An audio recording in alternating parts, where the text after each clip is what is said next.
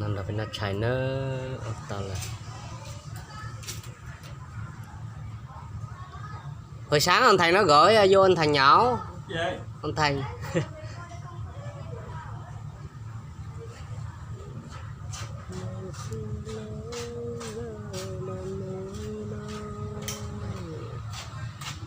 này có gì đâu mở đi thoại lên coi hết pin rồi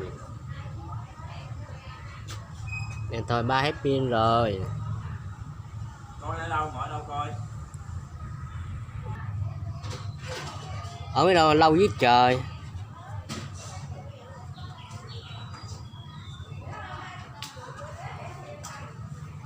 ngày xưa đó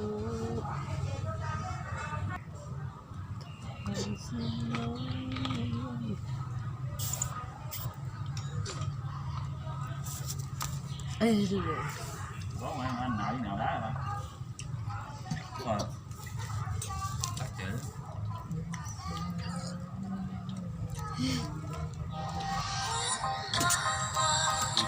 thôi mở vô đây là nắng nè chạm vô đây nè chả nè có mấy con tóc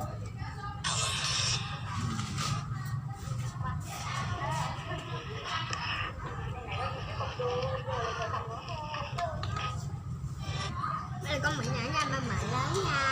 dùng đây nữa ở lớp họ lấy lại luôn không cho coi luôn lấy lại luôn không được coi luôn được coi luôn cho coi là xong luôn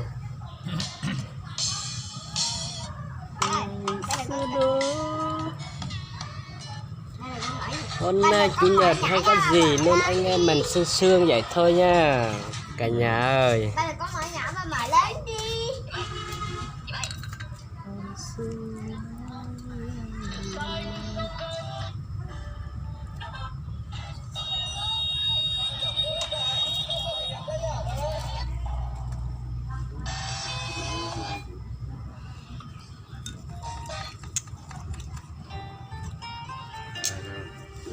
Tiết canh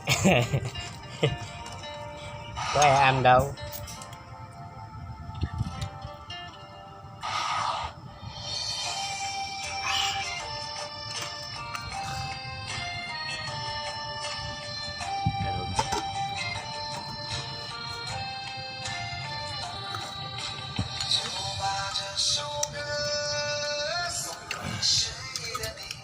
Ba mình đừng có mẹ nhỏ, ba mẹ lớn nha.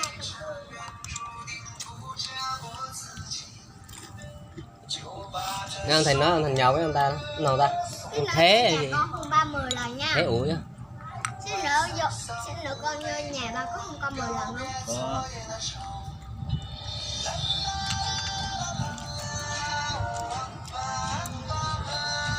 quay đây nói chưa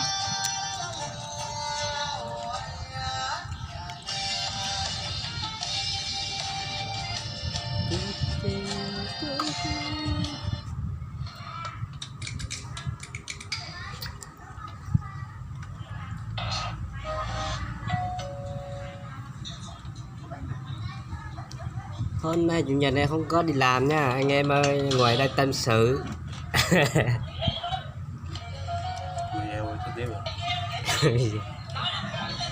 tâm sự cuối tuần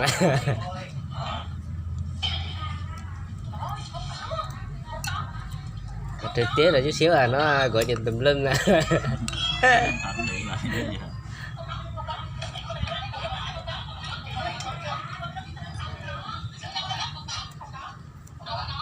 sáng đi hỏi có tiết cây không có cây không tiết cây đó nhưng mà nó không có người ta bán cây người ta luộc rồi đó.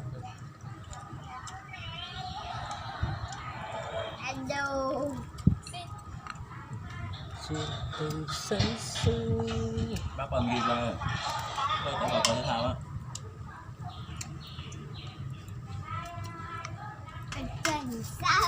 Cảnh hình trăm cho ba.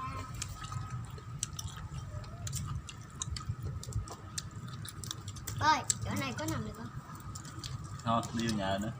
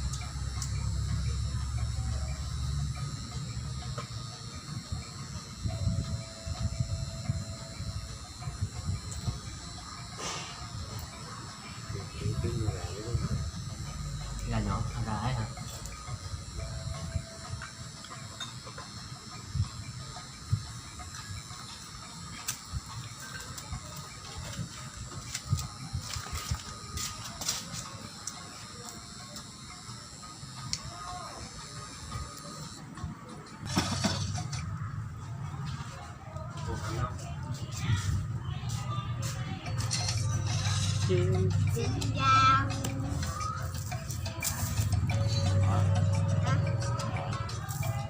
Đó, cái đang chơi nè. Chơi nhiều quá à, hư mắt luôn. Đi, lỡ chứ sao.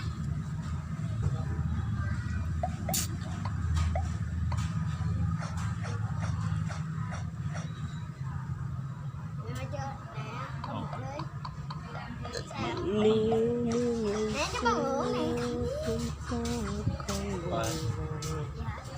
Cái đó là con ngựa mà.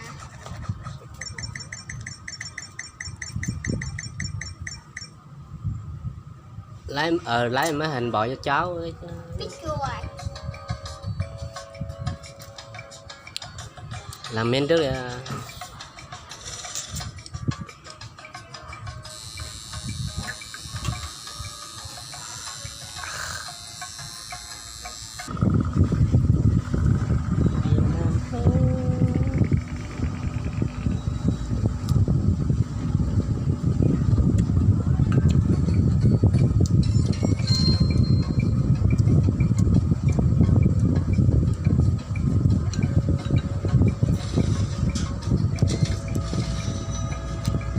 Hello, ai chơi? What's your name?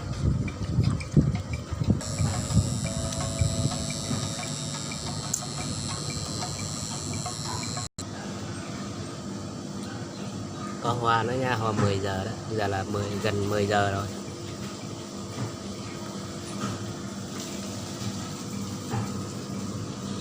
Hoa quá đẹp mà.